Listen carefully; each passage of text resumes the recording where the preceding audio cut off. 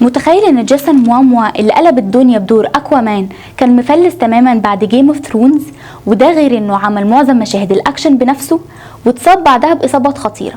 في الحلقه دي هنعرف ازاي بقى ملك البحار واسرار محدش يعرف عنها حاجه. انا حبيبه مصطفى وده برنامج اسرار مشاهير هوليوود.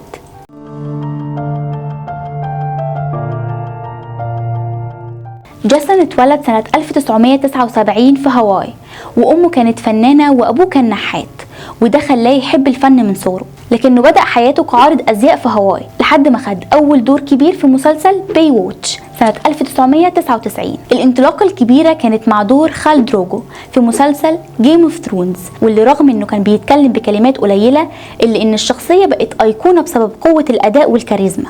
والمفاجأة ان كان على وشك ما ياخدش الدور بسبب شكله اللي كان اقرب للنجوم اللطاف، فقرر يعمل اوديشن شرس بكلام بلغة الحرب، وده اللي اقنع المخرجين بيه. لكن بعد ما خال دروجو مات في المسلسل، جيسون كان مفلس تقريبا وكان بيعاني علشان يلاقي ادوار، وفضل سنتين ما عندوش اي شغل، وده خلاه يفكر يسيب التمثيل ويرجع هاواي. في سلسلة اكوامان جيسون عمل معظم مشاهد الاكشن بنفسه، زي مشاهد القتال تحت المية واللي كان بيصورها لساعات طويلة، وقال بعدها انها كانت اصعب حاجة عملها في حياته. في فيلم اكوامان جيسون اتصاب في مشهد القتال ضد بلاك مانتا، وفضل مكمل تصويره رغم انه كان عنده جرح مفتوح في حاجبه، وبيقول انه بيحب الاحساس ده علشان يخلي المشاهد تبقى حقيقية. في فيلم جاستس ليجو جيسون كان بيتمرن 6 ساعات في اليوم علشان يبني جسم اكوامان، وده خلاه يزيد 10 كيلو عضلات في شهرين. اجره في اول فيلم كان $1,000,000، لكن بعد نجاح السلسلة اجره وصل ل $15 مليون في اكوامان 2، وده خلى الدي سي تعتمد عليه بشكل كبير في الافلام اللي جت بعد كده. حقائق سريعة.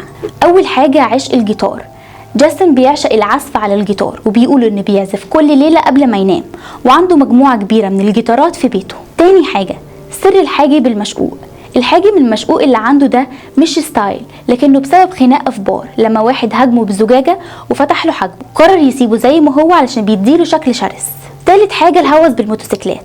جيسون عنده هوس بالموتوسيكلات وعنده مجموعه ضخمه في بيته، وبيقول انه بيصلح الموتوسيكل بنفسه لما يحصل له اي مشكله. رابع حاجه فيلم رفضه. جيسون رفض دور في فيلم Guardians of the Galaxy لانه شاف ان الدور مش كبير كفايه، والدور راح لديف باتيستا. في موقف شهير جيسون كان في مهرجان لما شاف بنت صغيره بتعيط علشان مش عارفه تتصور معاه، فساب الامن وراح بنفسه يتصور معاها، وفضل يهزر معاها لحد ما ضحكت، وده خلى الناس يشيدوا بتواضع. في فيلم برافن جيسون لعب دور اب بيحاول ينقذ عيلته من عصابه، ورفض يستخدم دوبلير في معظم مشاهد القتال، وده خلى الفيلم ياخد اشاده كبيره من الجمهور. في فيلم ديون جيسون لعب دور المحارب اللي بيدافع عن بول اتريتس، وقدم مشاهد قتاليه معقده بطريقه خلت كل النقاد يقولوا انه نجم اكشن من الطراز الاول. دي كانت حكايه جيسون موموا، الراجل اللي خلى ملك البحار يبقى كول، واللي اثبت ان النجم الحقيقي هو اللي يقدر يعمل الاكشن ويعيش حياته ببساطه وتواضع.